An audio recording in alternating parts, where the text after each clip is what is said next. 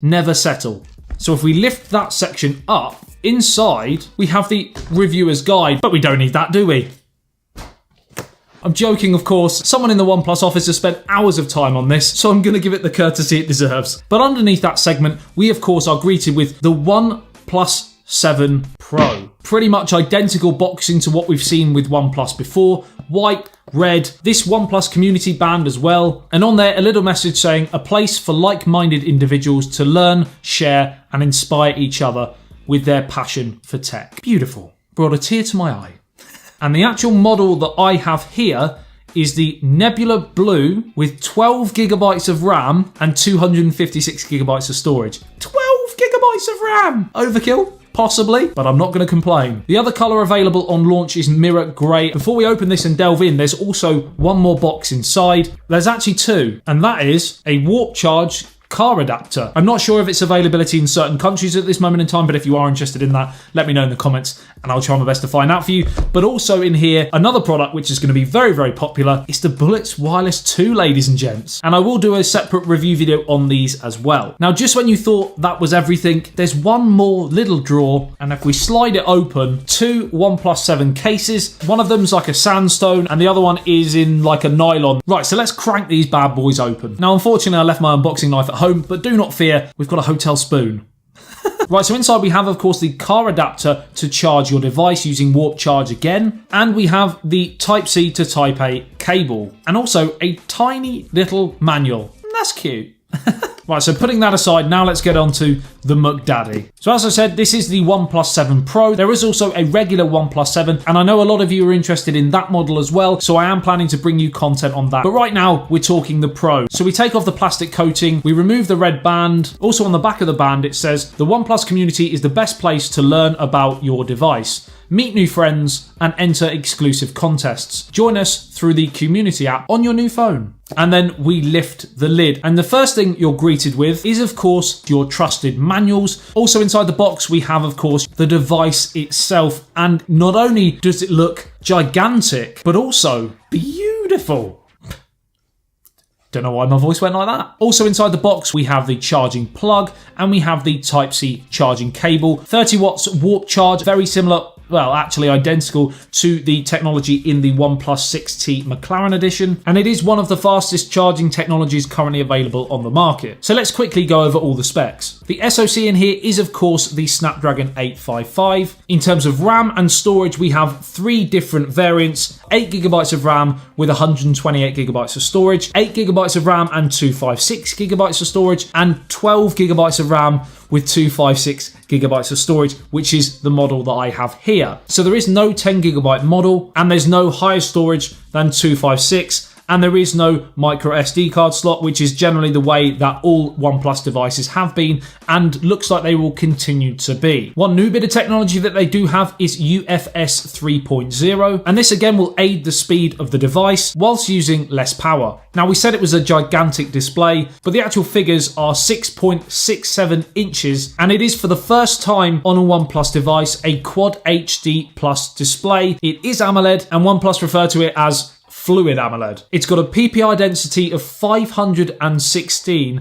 and one of the best things about this display, and something that I mentioned in one of my leaks videos, is it has a 90 Hz refresh rate. And in layman's terms, the difference between a 60 Hz display and a 90 Hz display is just simply it refreshes at a quicker rate, so that when you're moving through and doing certain things on your device, it will appear to you to be far smoother and quicker, which is going to be absolutely amazing for not only gaming, but also the general day-to-day use of your device. Animation speeds, etc. are just going to look mwah. Of course, it's not quite as good as the 120 Hz in the Razer phone, but of course, in my humble opinion, and most people's probably, this display looks much nicer than the Razer phone due to the almost complete bezel-less display. And of course, again, it's going to divide opinion, but this Pro model does come with a curved infinity display. The regular OnePlus 7 is going to be a flat display, so if you prefer flat, then go with the regular 7. I personally quite like curved displays, so I think it looks really nice. If we flip to the reverse, this is, as I said, the Nebula blue color, and like many devices that are currently on the market, this sort of new trend over the last year or so of the colored gradient backs, it's very much on trend. The back, believe it or not, is still made of glass, but due to its multiple layers, it actually absorbs the light, but then there's also an anti-glare layer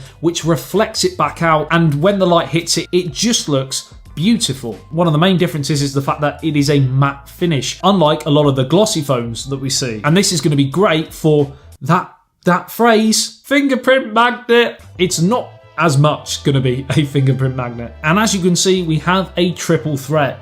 A triple camera setup which consists of a primary 48 megapixel Sony IMX586 lens with f1.6 aperture with OIS and EIS. Also, we have a 16 megapixel ultra wide angle lens with f2.2 aperture, which I do love on a smartphone, and it has a telephoto lens with f2.4 aperture, which has 3 times optical zoom, and then with additional digital zoom it can go up to 10 times. Obviously not quite the distance of the Huawei P30 Pro, but I'm very interested to see how it performs. And don't worry, camera comparison videos are coming very soon. Sooner than you think. The actual battery capacity is 4000 mAh, which I think, knowing how good the battery optimization is in OnePlus devices, or has been, seeing it jump up into the 4000s should, and I need to test it in more detail, but it should give you really, really solid, if not amazing, battery life. The only potential downside is the larger AMOLED display and the fact that it is now a Quad HD Plus panel and not Full HD, which again may have an effect on battery life, and you can't toggle it down like you can on the Samsung Galaxy S10 Plus, for example.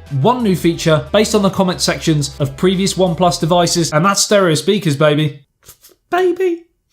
No. It's got stereo speakers for the first time on a OnePlus device. They're not front firing like we see on the Google Pixel 3, for example, but that's understandable. We have no bezels to put them on, so they are bottom and top firing, but it's stereo. So again, another improvement. There's a 10-layer cooling system. The haptic vibration has completely been reconfigured. We also have an in-display fingerprint sensor, which apparently has a larger surface area than the 6T, so again, should be more accurate and more reliable. It is still an optical fingerprint sensor and not a 3D one, so potentially not quite as secure, but probably a bit quicker. And we also have, apparently according to OnePlus, faster face unlock than before, which was already lightning quick, but I need to test that in more detail due to the fact that to use the face unlock, you have to use the front-facing camera, obviously, but where's the front-facing camera? It is, of course, a motorized pop-up camera, similar to what we've seen with the Vivo Nex before, and that front-facing camera is a 16 megapixel sensor with f2.0 aperture. Having a little play around with it, it does feel pretty quick, but again, wait for the full review. And of course, due to moving parts, durability will come into question. OnePlus say 300,000 times that can pop up and down, which works out at 150 times a day for 5 years. If that's true, we should be alright. Obviously, we'll have to wait and see. Also, one great feature about the camera is that it has a drop sense mechanism that if you actually drop your phone, the camera instantly retracts. So in terms of dropping it on the floor and it snapping, again, if it works, shouldn't have a problem. It is running with Android P with Oxygen OS over the top, which is of course their in-house skin. Knowing OnePlus, that will very quickly jump to Android Q when it's released. They generally tend to be pretty quick at the uptake of upgrading the software. So OnePlus with the 7 Pro almost, in my opinion, have entered into a brand new market. The OnePlus 7 seems to have a similar identity to what we've seen from the company before, but with the OnePlus 7 Pro, this is their first big step into that top of the range premium smartphone arena, a decision that will certainly divide opinion amongst the community. But not only do I think it will attract new customers to OnePlus, but I also think it will cater to certain areas of the already established OnePlus community who just want that little bit more in a OnePlus device and are willing to pay a little bit more for it. Tons more features and detail I will be going into in my full review. If you want to see that, make sure you are subscribed to the channel and you've turned on the notification bell so that when I post a video, you are notified. And now, the giveaway, where unfortunately on this occasion, I can't give away the OnePlus 7 Pro because I need it for testing and more videos for you guys, but I am going to be giving away a OnePlus device, and that is of course a brand new OnePlus 6T. For more information on that giveaway, head over to my Instagram, ASB_YT, and find the post relating to this video for all the information on how to enter. Let me know what you think in the comment section below about the OnePlus 7 Pro. Is it something you're interested in? Are you going to go out and buy it? Do you think having 2 models on launch is a good move by OnePlus? Like and share if you did enjoy this video and found it helpful, and I'll see you in the next one. CSBYT, peace out.